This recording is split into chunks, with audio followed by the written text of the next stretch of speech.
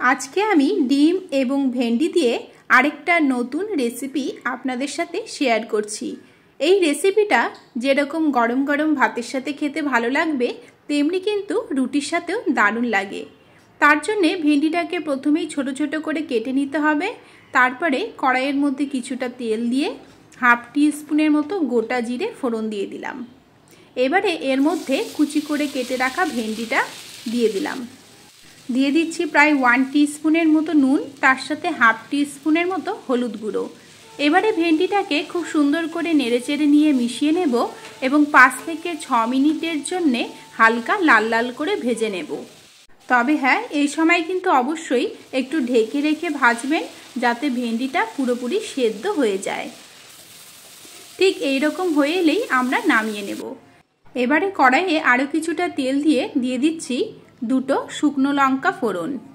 শুকনো লঙ্কাটা যখন দেখবেন হালকা ভাজা ভাজা হয়ে আসবে, তখন আমরা এর মধ্যে একটা পেঁয়াজ কুচি দিয়ে দেব। পেঁয়াজটাকে এবারে 2-3 মিনিটের জন্য হালকা ব্রাউন কালার করে ভেজে নেব। পেঁয়াজটা ভাজা ভাজা হয়ে এলেই 4-5টা কাঁচা লঙ্কা, তার সাথে 10 থেকে 12টা গোটা রসুনের কোয়া দিয়ে দিলাম। এখন এগুলোকে 2-3 মিনিটের জন্য ভেজে নেব, যাতে কাঁচা গন্ধটা না থাকে। হালকা ভাজা ভাজা হয়ে এলেই হাফ ইঞ্চি মতো আদা পেস্ট দিয়ে দিলাম। আদাটাকেও 1 মিনিটের জন্য ভেজে নেব। সব কিছু যখন ভাজা ভাজা হয়ে আসবে, তখন আমরা এর মধ্যে দিয়ে দেব টমেটো কুচি। টমেটোটা বেশ লাল লাল নিলে ভালো হয়। এবারে টমেটোটাকেও নেড়েচেড়ে নিয়ে একটু মিশিয়ে নেব। তারপরেই আমরা এর মধ্যে দিয়ে দেব প্রায় 1 টিস্পুনের মতো নুন, তার সাথেই হাফ টিস্পুনের মতো হলুদ গুঁড়ো, হাফ টিস্পুনের মতো জিরে গুঁড়ো এবং হাফ টিস্পুনের মতো ধনে গুঁড়ো। আর ঝালের জন্য দিয়ে দিচ্ছি হাফ টিস্পুন লঙ্কা গুঁড়ো, তার সাথে খুবই সামান্য পরিমাণে জল। এবারে মশলাগুলোকে ভালোভাবে মিশিয়ে নেব এবং ঢেকে রেখে 4-5 মিনিটের জন্য হতে দেব। এইভাবে কষিয়ে নিলে টমেটোটাও দেখবেন নরম হয়ে যাবে, তার সাথে কিন্তু মশলাটাও বেশ তেল ছেড়ে ভাজা ভাজা হয়ে আসবে। মশলা কষানো হয়ে গিয়েছে, দেখুন টমেটোটা বেশ নরম হয়ে এসেছে। ঠিক এই রকম হয়ে এলেই আমরা এর মধ্যে আগে থেকে ভেজে রাখা ভেন্ডিটা দিয়ে দেব।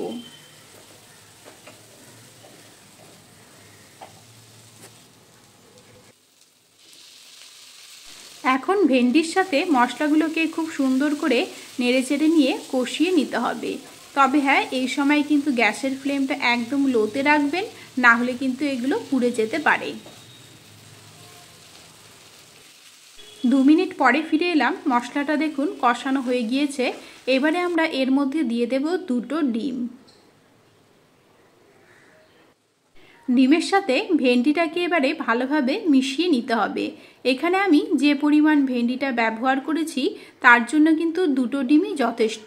এর থেকে বেশি ভেন্ডি নিলে ডিমের পরিমাণটাও বাড়িয়ে দিতে হবে। যতক্ষণ না ডিমের এই হরহরে ভাবটা একদম ঝরঝরে শুকনো হয়ে আসবে, ততক্ষণ অবধি আমরা নেড়ে যেতে যেতে ভেজে নেব। এইভাবে একবার রান্না করে দেখবেন, গরম গরম ভাতের সাথে খেতে কিন্তু দারুণ লাগে, আর রুটির সাথে তো ভালো লাগেই। ডিমটা দেখুন বেশ ভাজা ভাজা হয়ে এসেছে।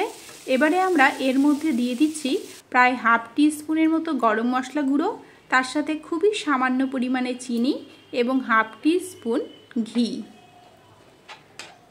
সব কিছুকে এবারে ভালোভাবে মিশিয়ে নেব। তাহলেই কিন্তু একদম কমপ্লিট হয়ে গেল আজকের এই ডিম ভেন্ডির রেসিপি। তাহলে কেমন লেগেছে আজকের এই রেসিপি কমেন্টে কিন্তু জানাবেন। ভালো লাগলে ফলো করে নেবেন, লাইক ও শেয়ার করবেন।